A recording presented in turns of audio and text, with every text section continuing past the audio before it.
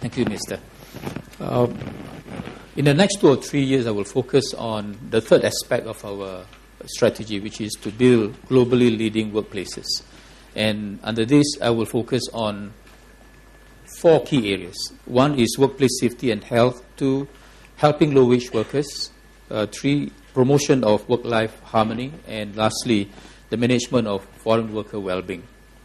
On workplace safety and health, I think the WSH 2018 target which aims to achieve a fatality rate of 1.8 worker per 100,000 workers by 2018 is on track. I think the implementation is supported by our tripartite partners, and with their support, I think we are able to achieve a lot in reaching out to companies, creating awareness, and developing capabilities. We are able to develop ownership by industry through the help and work by the WSH Council. The WSH Act and regulations will serve as a strong deterrence, as well as encouragement to companies to do better in making sure that they create better safety and health conditions in the workplaces. There are 3 key strategies to achieve the 2018 WSH target. 1 is the targeted sectoral approach. We will target first the high-risk sectors and deliver targeted and effective interventions. We are already working very closely with the high-risk sectors like the marine and construction industries, but we are also starting out to reach out to other industries. Just recently, we have started work with the education sector. Secondly is to build capabilities through training by increasing and developing the pool of WSH professionals to support companies by leveraging on SPUR and WSH Professional WSQ framework. And here we want to increase the capabilities of WSH professionals so that they can serve companies better. The third area is to build a progressive and pervasive safety culture. This is probably a difficult task, but with the help of WSH Council as well as the industries, we hope to develop the culture of safety in all workplaces. We want to train all workers in what it means by creating a safety environment in their workplaces so that it is safe for them to work and is also safe for their co-workers. On low-wage workers, Minister had elaborated on workfare. We want to help low-wage workers to overcome the current economic problems, but at the same time, we want them to look ahead in how to strengthen their own foundation in managing future problems and managing their own capabilities. One is through training. Here we have SPUR. As you know that the government has rolled out a $550 million program for the next 2 years. The recent enhancement of SPUR will cost an additional $100 million. We will approach the Ministry of Finance for more fund if necessary when we review SPUR in future. Second is helping low-wage workers through the protection that they need. Here, we want to ensure that low-wage workers and contract workers are protected. And there are already protections for them under the Employment Act and CPF Act and other employment acts, under employment laws. We want to also encourage them to come on board the CPF scheme so that they can enjoy better income and can save for their future retirement as well as housing and medical needs. We want to do this so that they feel protected and so that the foundation for future well-being will also be enhanced. Workfare will be an important feature in our social safety net for Singaporean workers. The WIS helped to increase income for workers by rewarding work.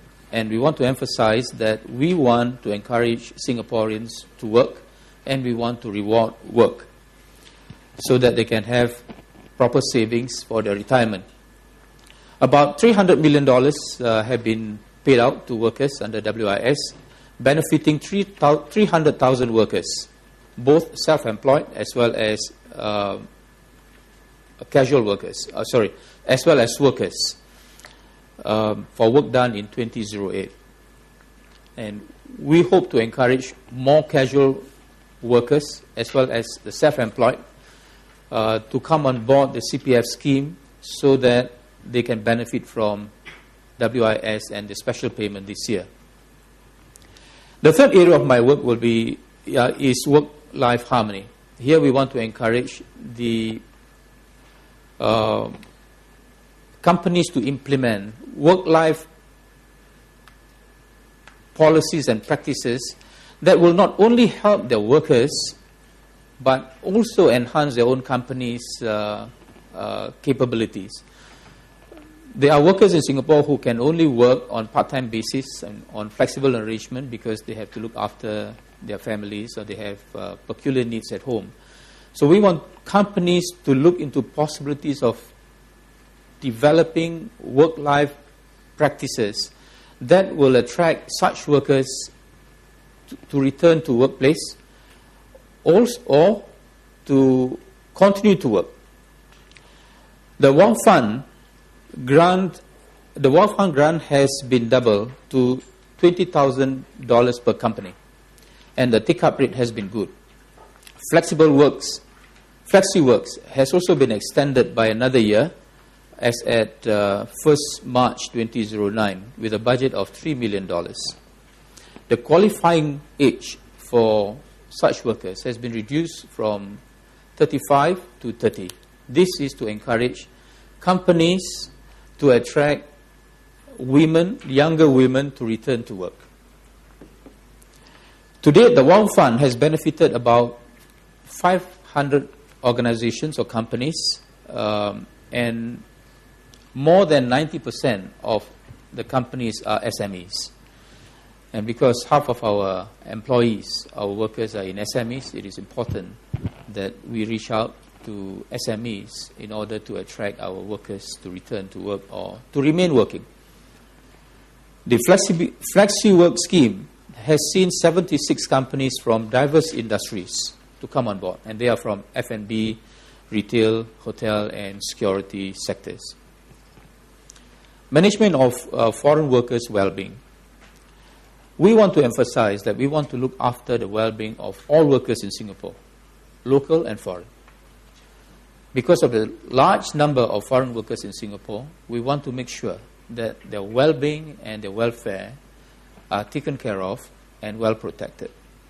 In January 2009, MOM has set up a task force to detect employer malpractices as early as possible so that salary arrears can be detected before it accumulates.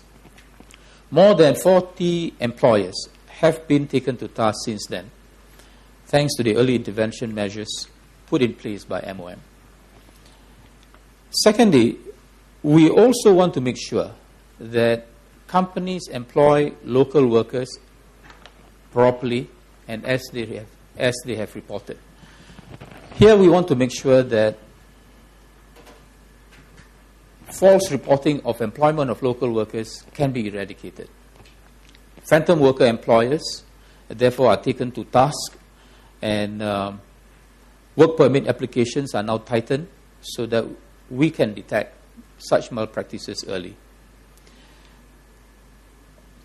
On another part, we want to make sure that foreign workers in Singapore know where to go if they need help or advice.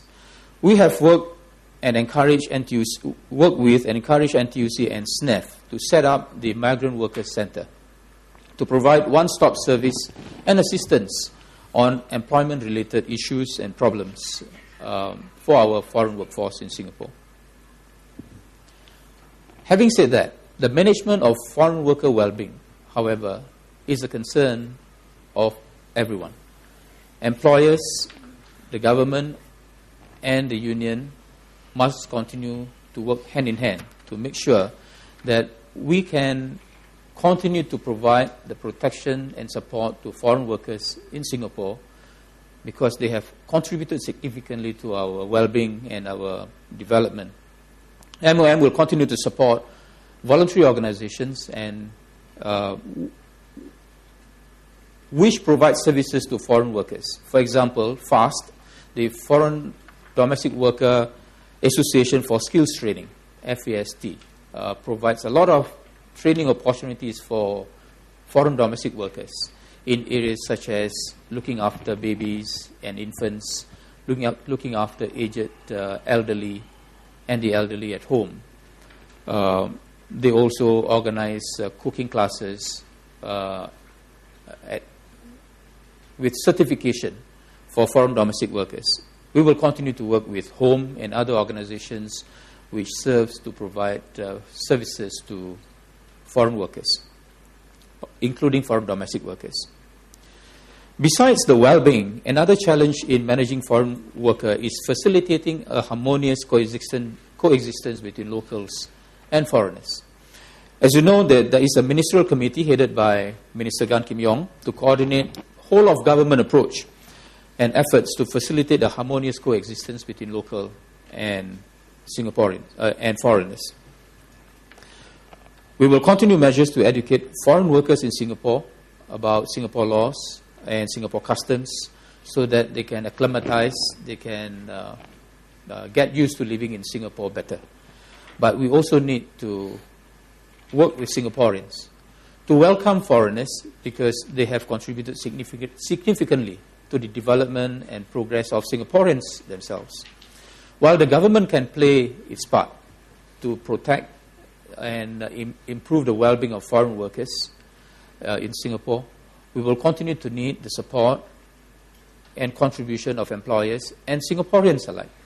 And therefore, Singaporeans must continue to be welcoming to foreigners. So I'll stop here and probably together with Minister and MOS take questions later.